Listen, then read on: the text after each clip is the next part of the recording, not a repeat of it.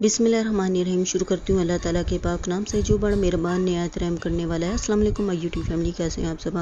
अल्हम्दुलिल्लाह मैं भी खैरियत से हूँ। आज मैं बना रही हूँ पूड़ी पराठा। उसके लिए 2 प्याली मैंने मैदा लिया है, 1 प्याली आटा लिया है और 3 खाने के चम्मच मैंने चीनी ली है, आधी चाय के चम्मच नमक लिया है। अब इसमें हम शामिल करेंगे 6 खाने के चम्मच सूजी। और अगर आप आटा नहीं लेना चाहते तो इसमें 3 प्याली मैदा ले सकते हैं। तो अब इसमें मैं शामिल करूँगी दही। 3 चम्मच दही शामिल करेंगे। दही और सूजी से हमारा पूड़ी पराठा नरम और खस्ता बनेगा। आप दही ज़रूर इसमें शामिल कीजिएगा। दही शामिल करने के बाद अब इसमें शामिल करूँगी मैं 5 खाने के चम्मच ऑयल की जगह आप घी भी शामिल कर सकते हैं। ऑयल शामिल करने के बाद आप इसे अच्छी तरह हाथों की मदद से मिक्स करेंगे और फिर इसे मैं पानी की मदद से गूंदूंगी। अच्छी तरह इसे मिक्स करना ज़रूरी है ताकि तमाम चीज़ें आपस में अच्छी तरह मिक्स हो जाएं। तो मैंने इसे अच्छी तरह मिक्स कर लिया है। अब इसे मैं पानी की मदद से गूंदूंगी और पानी मैं थोड़ा थोड़ा शामिल करके गूंदूंगी। एक साथ ज़्यादा सा पानी नहीं डालूंगी ताकि ये पतला ना हो। तो आटे को हमेशा थोड़ा थोड़ा पानी डाल के गूंदना चाहिए। तो पूड़ी पराठे का जो आटा होता है थोड़ा सा नरम होता है, सख्त नहीं होता जैसे रोटियों का आटा सख्त होता है। अगर हम पूड़ी पराठे का आटा सख्त गूंदेंगे तो पूड़ियाँ हमारी थोड़ी सख्त बनेंगी, इसलिए हम पूड़ी के पराठे का आटा हमेशा थोड़ा सा नरम गूंदते हैं। तो ये मैं थोड़ा थोड़ा पानी शामिल करके आटे को गूंद लूँगी। तो ये आटा हमारा तकरीबन तैयार हो गया है। ये देखें काफ़ी पतला मैंने गूंदा है। आप भी अगर पूड़ी पराठे बनाएं तो अपना आटा इसी तरह पतला रखिएगा, अगर तो आपकी पूड़ियाँ अच्छी बनेंगी। तो ये देखें कितना नरम आटा गूंदा है मैंने। तो अब इसे मैं आधे घंटे के लिए रख दूंगी और फिर आधे घंटे के बाद मैं आपको बताऊंगी कि मैं पूड़ियाँ कैसे बनाती हूँ। ढक्कन दे के मैं आधे घंटे के बाद पूड़ियाँ बनाऊंगी। तो आधा घंटा जब हमारा पूरा हो गया है तो अब चलिए हम पूड़ियाँ बना लेते हैं। आटा और इसके लिए सबसे पहले हम छोटे छोटे पेड़े बनाकर तैयार करके रख लेंगे। तो मैं दरमियाने साइज़ के पेड़े बना रही हूँ क्योंकि मेरे पास कढ़ाई नहीं है, तो इसके लिए मैं छोटे पेड़े बना रही हूँ। अगर आपके पास कढ़ाई है तो आप इसके पेड़े थोड़े से बड़े भी बना सकते हैं। तो पूड़ी पराठे के लिए सबसे पहले हम इसकी छोटी सी रोटी बेलेंगे पेड़े के बाद। तो उसके ऊपर फिर ऑयल लगाएंगे थोड़ा सा और हाथों की मदद से अच्छी तरह फैला लेंगे। फिर इसके ऊपर मैं थोड़ा सा मैदा छिड़कूंगी और इसका रोल बना लूँगी। तो ये स्टेप करना बहुत ज़रूरी है पराठे के लिए। तो इसको हमने रोल बना लिया है और हाथों की मदद से इसका रोल मैं लंबा कर लूँगी। ये रोल जितना लंबा होगा और हमारी पूड़ी के लच्छे उतने ही ज़्यादा बनेंगे। तो हाथों की मदद से आप भी इसी तरह अपने पराठे का रोल लंबा कर लीजिएगा। अब मैं इसका पेड़ा बनाकर रख लूँगी। इसी तरह मैं अपने तमाम पूड़ी के पराठे के पेड़े बनाकर रख लूँगी। तो फिर आपको मैं बताऊँगी कि मैं पूड़ियाँ कैसे बनाती हूँ। ये बहुत मज़े की और अच्छी बनती है। अगर आपको मेरी रेसिपी पसंद आए लाइक कीजिएगा, शेयर कीजिएगा और मुझे ज़्यादा से ज़्यादा सपोर्ट कीजिएगा और मुझे कमेंट करके बताइएगा कि आपको मेरी ये रेसिपी कैसी लगी। तो तमाम पेड़े मैंने करके रख लिए हैं। इसे हम 15 मिनट का रेस्ट देंगे, ये ज़रूरी है। और 15 मिनट के बाद हम पूड़ियाँ बनाएंगे।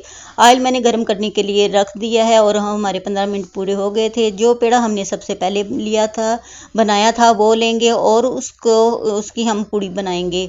तो इसको हम मैदा लगा कर थोड़ा बेल लेंगे और जितना हम ये बारीक बेलेंगे उतनी ही पूड़ी हमारी अच्छी बनेगी।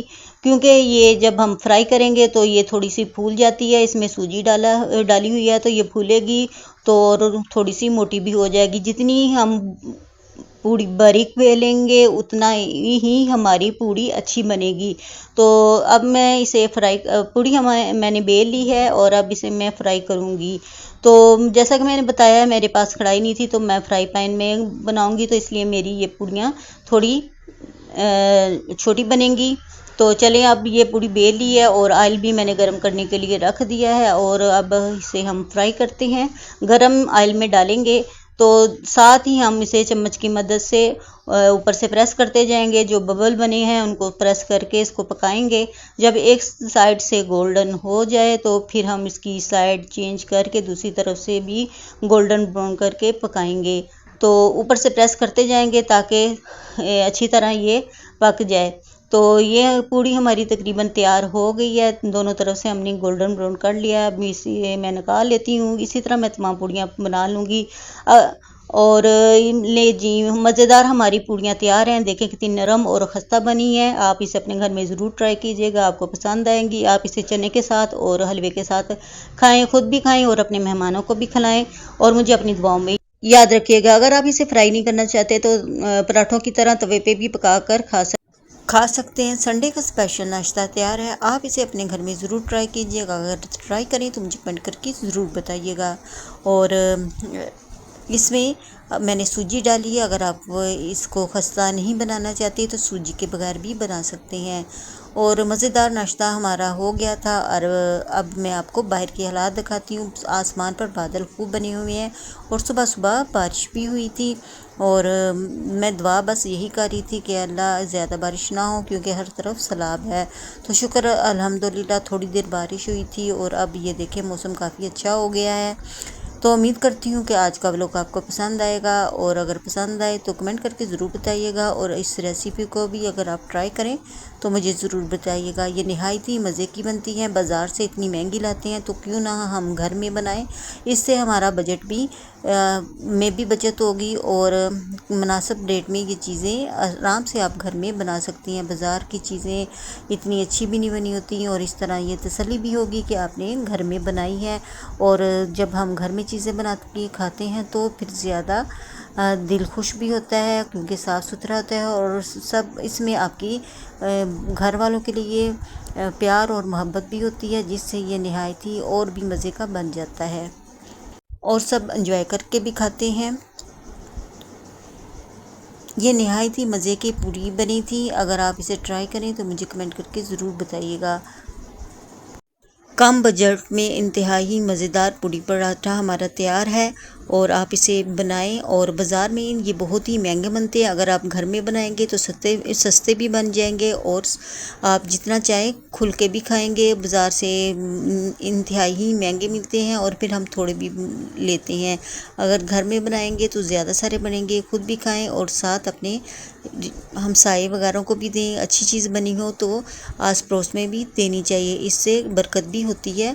तो अब आपसे चाहती हूँ इजाज़त। अपना और अपने प्यारों का ख्याल रखिएगा और मुझे भी अपनी दुआ में याद रखिएगा। अल्लाह हाफिज़।